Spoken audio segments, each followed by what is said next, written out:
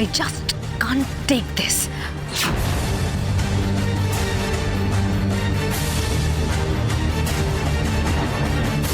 কবিতা, তুমি শিক্ষিত মেয়ে, দেখেও মনে হচ্ছে ভদ্র পরিবারে।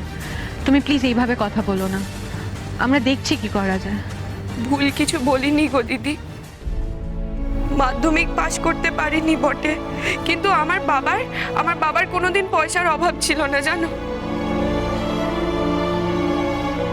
আমি আমার জীবনে বারবার শুধু ভুল পথ বেছেছি, আর তাই আমি আজকে পথে এসে দাঁড়িয়েছি। সব আমার দোষ। বড় বৌমা অনেক ভালো কাজ করলে, এখনো মা হতে পারিনি। আর এই গঞ্জনা না আমাকে শুনতে হয়। কেন শুনবো আমি এসব কথা? এটা সব আত্মীয়রা বলে। তোর অন্য জায়গায় বের হলে এখনই বাপ হয়ে যেতিস। তো সব রাগ শুধু মায়ের ওপরে। মা, তুমি যে মেয়ের কথা বলছো, তুমি ভুলে গেছো সে কি করেছিল? কাকে না কাকে ভালোবাসতো, কাউকে কিছু জানায়নি সে। আমার সাথে বিয়ের ঠিক আগে সে পালিয়ে গেছিল তার সাথে, তুমি ভুলে গেছো?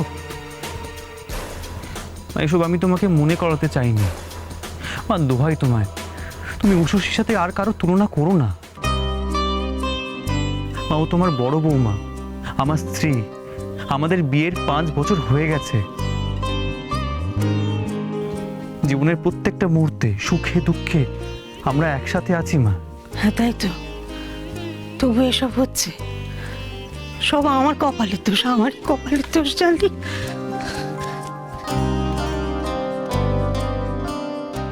সব আমার কপালের দোষ।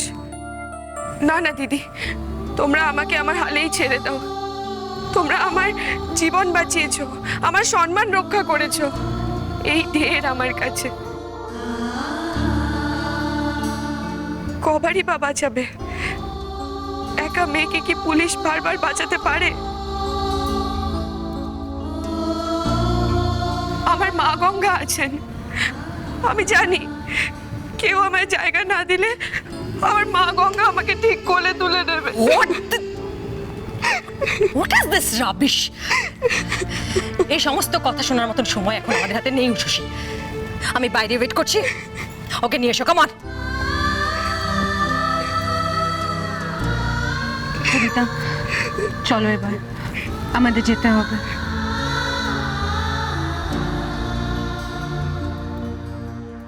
না দিদি, আমাকে আর টেনো না। ঠিকই তো, তোমাদের পরিবার আছে, আমাকে তুমি চেনো না, জানো না, তাদের সামনে নিয়ে গিয়ে কি জবাব দেবে?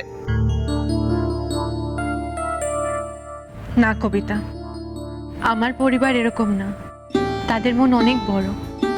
আগে তুমি থানায় চলো, তারপর দেখা যাবে। এসো।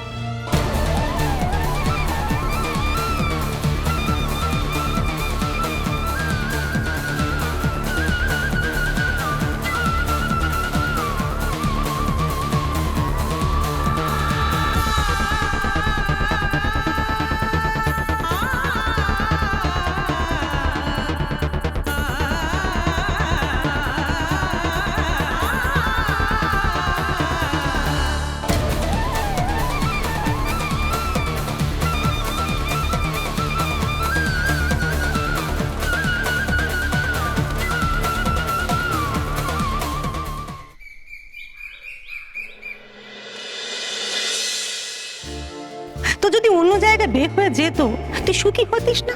ওই যে তোর বিয়ে ঠিক হয়ে গেছিল, যেখানে ভেঙে গেল, সেখানে যদি তোর বিয়ে হয়ে যেত, তুই বাপ হয়ে যেতিস না এতদিনে?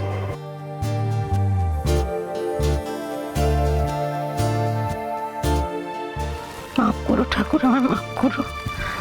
আমি কাল দুঃখে শোকে তাপে কি না কি বলে ফেলেছি আমার ছেলেটাকে।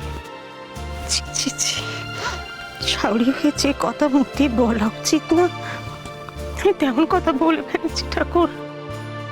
আমি বলেছি কি না, বড় মামার সাথে বিয়ে না হয়ে এই আগের মেয়েটার সাথে বিয়ে হলে নিশিত আবার সুখী হতো। ছি ছি ছি ছি ছি, সোনার পিতিমের মতো আমার বৌমা, মাদুকারী রূপ, মেয়েটাকে তো আমি নিজের মেয়ে বলে মেনে নিচ্ছি।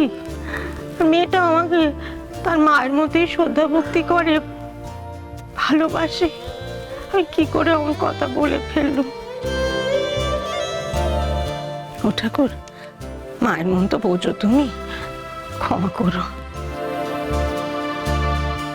আমার বড় বৌমা আজ অফিস থেকে ফিরুক, ও যা চাইবে আমি তাই ওকে দেবো, আমি কথা দিলুম। মা, আপনি কোথায়? ফিরেছে অফিস থেকে, মেয়েটাকে শুনতে দিও ঠাকুর, ওকে ভরিয়ে রেখো। আসছি বড় বৌমা। আমার হাজবেন্ড নিশি।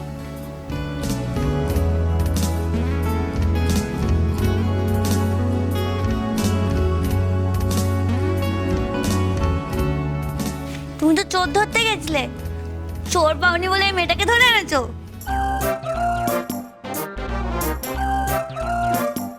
ও কি চোর? না কাকুলি, ওকে কিছু লোক অপহরণ করেছিল,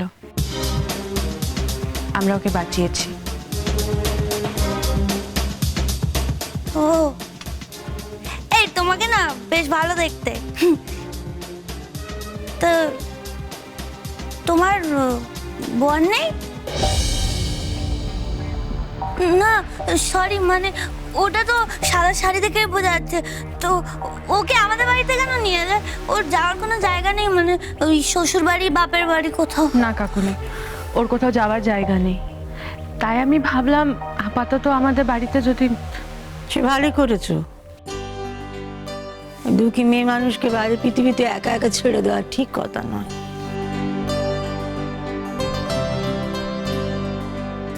হ্যাঁ, ভালোই হলো, আমাদের বাড়িতে একজন একজন করে লোক বেড়েই চলেছে। সবাই মিলে একসঙ্গে থাকাটাই শান্তি। আর কি, তা কি নাম কি তোমার মেয়ে?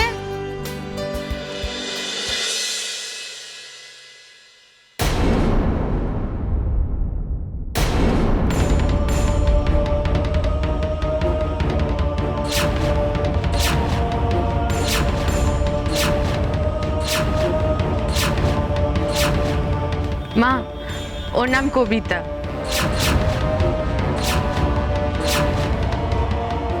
কবিতা?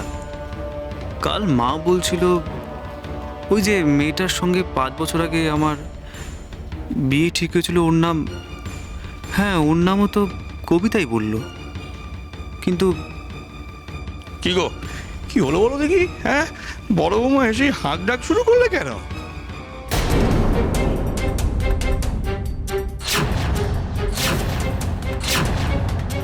বাবা দেখুন, বদ্দি সাথে করে কাকে নিয়ে এসেছে, আমাদের নতুন গেস্ট।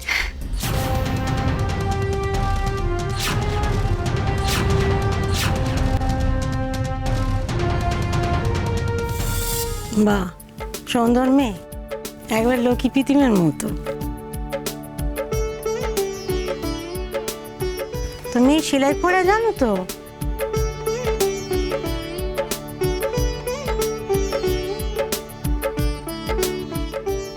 রান্না বান্না? আমাদের ঘরোয়া রান্না? আমার ছেলে কিন্তু রান্না বান্নায় খুব পটু,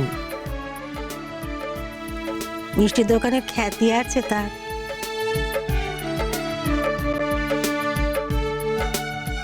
আগে নিজের মেয়ে বলে বলছি না, মেয়ে আমার একদম খাঁটি। মেয়ের আমার গুণের কোনো অভাব নেই, শুধু ওই পড়াশোনাটাই যা করেনি। তাতে কি, বউ মানুষের পড়াশোনা জেনে কাজ কি? বাড়ির কাজ জানে, রান্না বান্না জানে, এই না ঢের। এই মেয়ে আমার বাড়ির বড় বৌমা হওয়ার উপযুক্ত।